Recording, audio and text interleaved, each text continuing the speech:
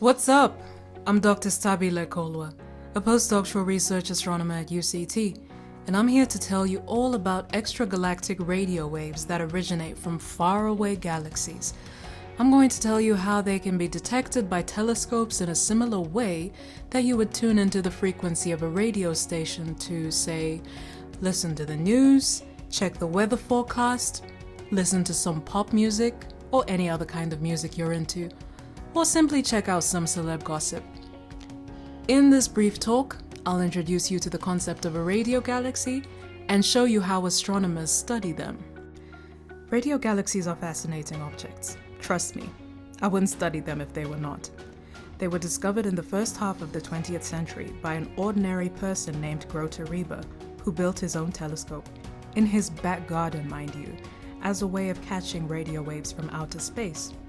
What he discovered as a result was sources on the sky that seemed to emit very strong or loud radio signals.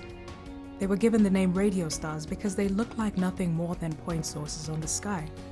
Later on, when optical telescopes were pointed at these loud radio sources, it became clear that they were not just stars.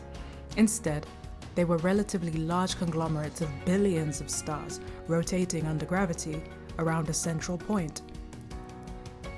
Therefore, through a clever combination of the radio and optical wavelengths, it was possible for radio galaxies to be discovered. As we know, all light that can be transmitted through space exists on a continuum of wavelengths, known as the electromagnetic spectrum. The diagram I show you gives us the range of wavelengths we know of and what they're called.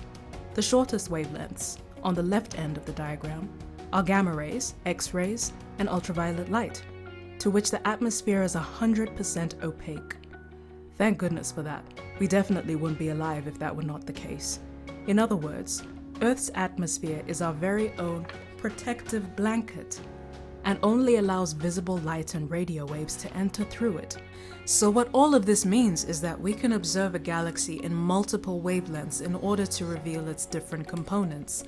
Optical and ultraviolet waves show us where the stars lie, the white light in the video.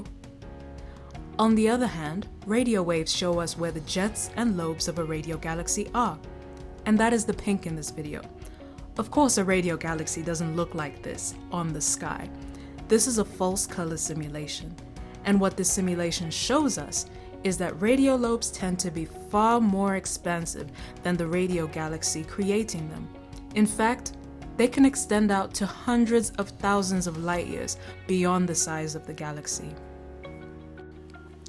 In my own research, I've used various types of ground-based telescopes that include the VLA, or the Very Large Array, located in Socorro, New Mexico in the United States, the Atacama Large Millimeter Array, also known as ALMA, located in the Atacama Desert of Chile, and the Very Large Telescope, or VLT, found at the Isoparanal Observatory.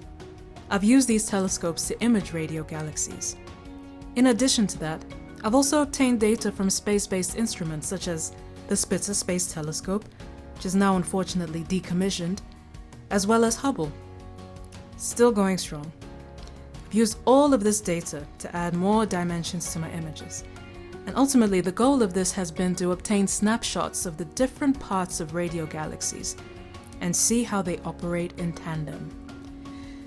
This is one of the multi-wavelength images I've created using data from the telescopes listed below the plot. The image is that of the radio galaxy 4C19.71, which is located 104 billion light years away from us. The contours in the plot show light emissions from radio waves, which have centimeter wavelengths generally, short microwaves, which have millimeter and fractions of a millimeter long wavelengths, infrared light, which has micrometers long wavelengths, and optical light, which our naked eye is sensitive to, which generally has wavelengths of hundreds of nanometers. Images like these are crucial to our growing understanding of how galaxies evolve. So, seems like we've come to the end of our time together. Thank you very much for joining me in this brief chat about radio galaxies. I hope that you'll stay warm and healthy, and like Neil deGrasse Tyson says, always remember to keep looking up, because the night sky surely is a wonderful blessing.